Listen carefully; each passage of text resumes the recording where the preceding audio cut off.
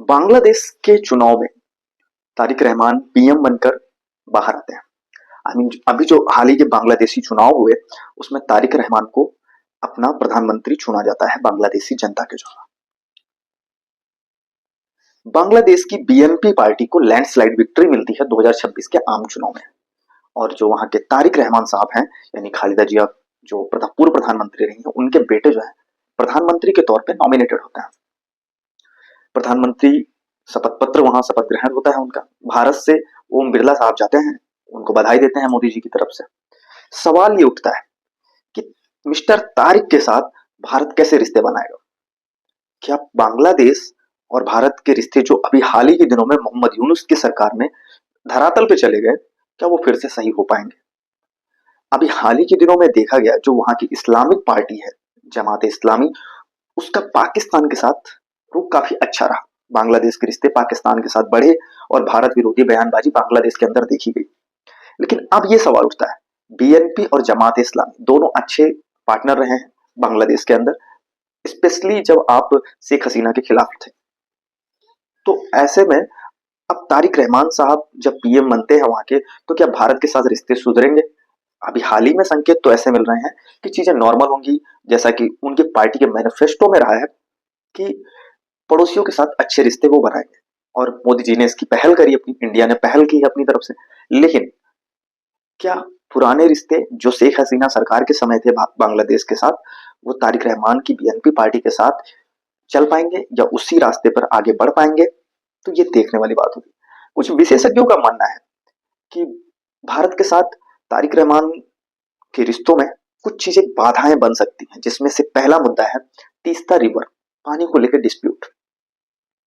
भारत के साथ बांग्लादेश के अच्छे रिश्ते रहे हैं, लॉन्ग ट्रेड रही है और इलेक्ट्रॉनिक एनर्जी सेक्टर्स में भारत का अच्छा निवेश रहा है बांग्लादेश के अंदर। और बांग्लादेश काफी हद तक निर्भर भी करता है भारत से मिलने वाले एनर्जी।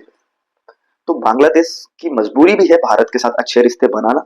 लेकिन जिस तरीके से यूनुस सरकार और बांग्लादेश के अंदर हिंदुओं पर हो रहे अत्याचार को लेकर भारत में ही बांग्लादेशियों का विरोध हुआ, तो मोदी सरकार के लिए भी एक चुनौती होगी कि सारे समझौते और सारे रिश्ते फिर से सही हो पाए।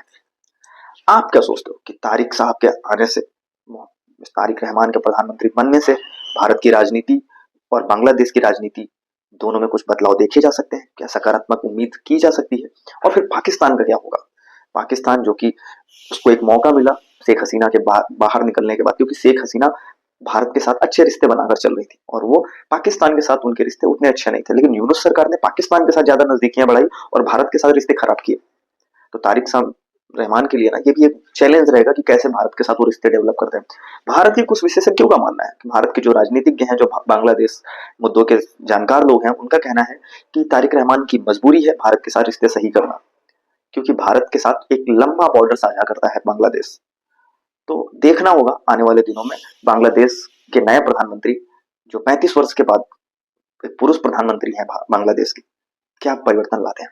और सबसे बड़ा चैलेंज तारिक रहमान के लिए ये होगा कि वो अपने देश के अंदर चल रही इंटरनल पॉलिटिक्स को कैसे फॉरेन पॉलिसीज से बचाते हैं। फॉरेन पॉलिसीज और इंटरनल पॉलिटिक्स दोनों में बहुत क्रिटिसिज्म है। बांग्लादेश बहुत बुरे दौर से गुजरा है, ऐसे में दोनों के लिए ही चैलेंज है। फिलहाल देखते हैं आने वाले समय में। लेकिन इसमें पाकिस्तान को जो स्टैंड मिला, पाकिस्तान ने अभी हाल ही में T20 वर्ल्ड कप में बांग्लादेश को बहुत ज्यादा सपोर्ट किया। बांग्लादेश बोर्ड को बाहर किए जाने के बाद, बाइकआउट होने के बाद, पाकिस्तान ने भी इंडिया और पाकिस्तान का मैच खेलने से मना कर दिया था। बाद में वो लोग मान गए और मैच हार भी गए, आपने देखा। लेकिन जिस तरह से भाई भाई वाला उन्होंने दिखाया है, पाकिस्तान ने बांग्लादेश को लेकर पॉजिटिव साइन दिए हैं, तो क्या बांग्लादेश उन भिखारिस्तान पाकिस्तान के साथ जाना पसंद करेंगे। यह जो इकोनॉमी में एक अच्छा उभरता हुआ देश है, एक largest economy democratic country India है, उसके साथ बांग्लादेश अच्छे रिश्ते बनाएगा। एक तरफ चाइना है, चाइना भी बांग्लादेश के साथ अच्छे रिश्ते बनाना चाहता है ताकि वो भारत पे डिप्लोमेटिक प्रेशर बना सके। और चाइना बेसिकली वो अब ट्रेड पे ही, चाइना बिजनेसमैन कंट्री है, वो ट्रेड पहले देखती है, बाकी चीजें बाद में। तो ये सारे सिनेरियोस तारिक रहमान के लिए चैलेंज बनकर आएंगे और देखते हैं ऐसे में क्या होता है।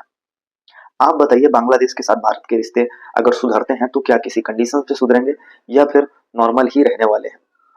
और जो हिंदू विरोधी गतिविधियां बांग्लादेश में हुई, उसका भारत के आने वाले चुनाव पे क्या असर पड़ेगा। बंगाल में चुनाव होना है अप्रैल और मई जून के आसपास होने, ऐसा, तो उसमें भी उसका असर पड़ेगा या नहीं पड़ेगा।